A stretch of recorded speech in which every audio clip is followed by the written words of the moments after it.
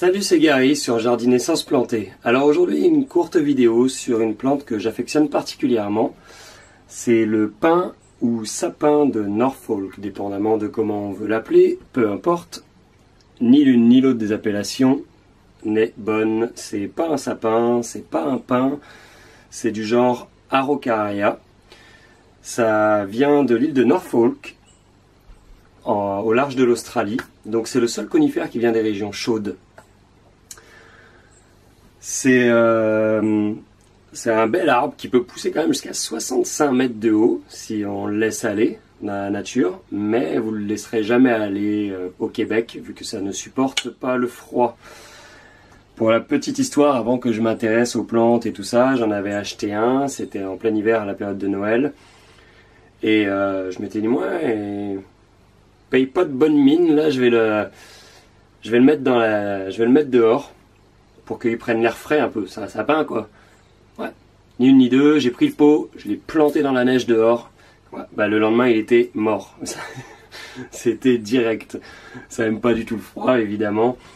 Donc ça aime plutôt des environnements aux alentours de 20 degrés la température, surtout un air ambiant assez humide. Vaporisez-le tous les jours un petit peu. Il adore ça. Je le vaporise avec de l'eau évidemment. Des fois je le vaporise aussi avec de l'engrais à base d'algues qui est un des seuls engrais à ma connaissance qui permet de passer directement au travers des feuillages que les plantes absorbent. Donc il adore ça. J'en ai plusieurs, hein. J'ai celui-là. J'en ai 1, 2, 3 le petit. J'ai celui-là qui est énorme. Il est super heureux. Il est tout seul dans son pot. Il a la paix. Voilà. Et j'ai... Hop. Celui-là. Ils viennent tous du même pot initialement. En fait, c'est ça. C'est des sapins qu'on vend... Enfin, des sapins. On se comprend quoi. Qu'on vend à la période de Noël. Beaucoup, on va les trouver dans les Walmart et d'autres magasins comme ça ici au Québec. Les gens...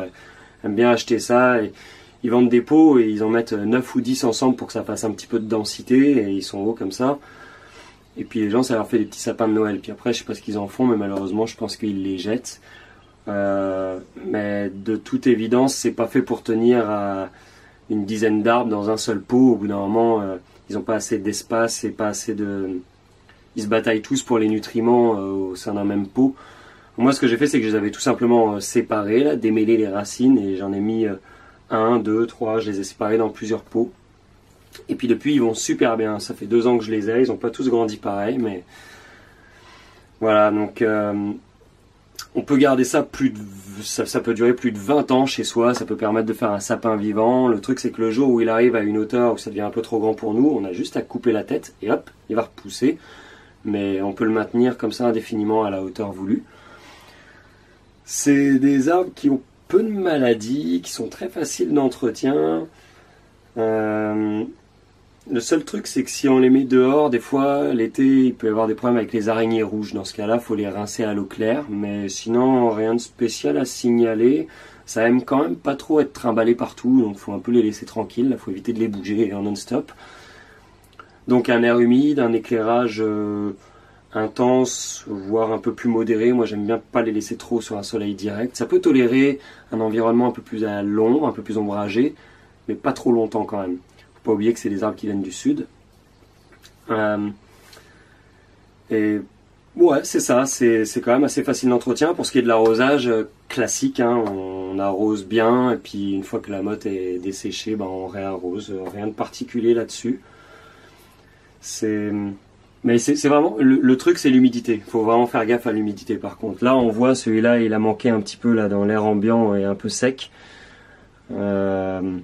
Ce qui se passe dans ces cas-là, c'est qu'ils vont continuer à se développer sur les branches du dessus, mais ils vont délaisser celles du dessous, qui vont au fur et à mesure se dessécher et tomber. Et ça va faire un arbre dégarni, donc c'est pas génial quoi.